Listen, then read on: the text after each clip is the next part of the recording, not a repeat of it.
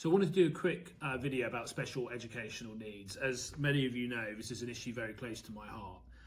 When I was 12, I had a reading and writing age of an 8-year-old. I was diagnosed with dyspraxia and dyslexia. It took me until I was about 14 before I could do my shoelaces. You know, this is where I came from. This is my background. This is one of the things I'm really passionate about. I was really lucky to get good support at school, and I ended up dealing with these challenges and ended up actually doing quite well at school and going on to university, etc. But so many young people aren't lucky like I was. They're not lucky to get the kind of support that they deserve to have. So for me, the mission is to never stop campaigning until every single young person who is neurodiverse, who has got a learning disability, gets the support that they need to achieve their full potential. And we all know that we're so far off that point, both at a local level and a national level, and this needs to change. At a national level, I was very honoured to be appointed as Vice President of the British Dyslexia Association, and only a few months ago I was made Chair of the Parliamentary SEND Group, which is a fantastic platform to be able to promote campaigns and causes that can improve the situation for people with learning disabilities. And that's something which I've been very passionate about doing. At a national level, I've had some wins.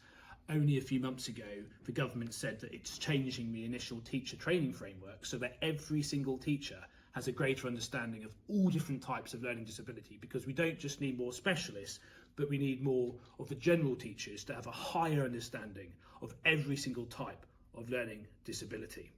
The sad reality is that almost 40% of people who end up in prison have got learning disabilities, and they haven't got the support they need.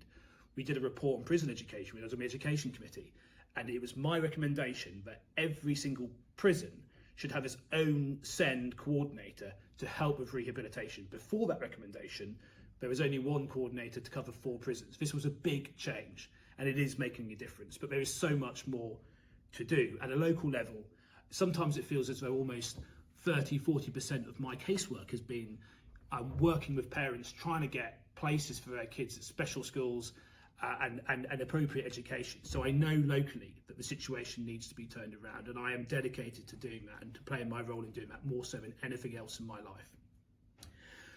So I've done everything I can to be a champion on SEND. Locally, we've had 2 new special schools since my election, but there is so much more work to be done. Getting special educational needs right, it's not just important for the people themselves and for those who've got the learning disabilities and their families, but it's crucial for society because we don't want to miss out on their talents and their abilities. We've got to get this right. The stakes are so high, and yes, it is partly about funding, and I've always called for more funding into Suffolk SEND, but it's also about awareness and it's about organisation, and on all of those different things I will fight to improve the situation for people with special educational needs. But I would say that the Labour policy of adding VAT to independent school fees would make the problem worse and more challenging. This policy might sound like it's good, but I can tell you that the very elite public schools will be unaffected by this. The very wealthy would be unaffected by this. But the reality is that there is a disproportionately high number of pupils in independent schools who have got learning disabilities, and often their parents are just about managing to afford the fees. So do what Labour's suggesting, and all of a sudden you get an exodus of pupils and students who have got SEND from a state sector, from an independent sector, into the state sector. So all of a sudden, the pressure that is already really significant on the SEND state system would grow, it would increase. So I am passionate in opposing the Labour policy in independent schools.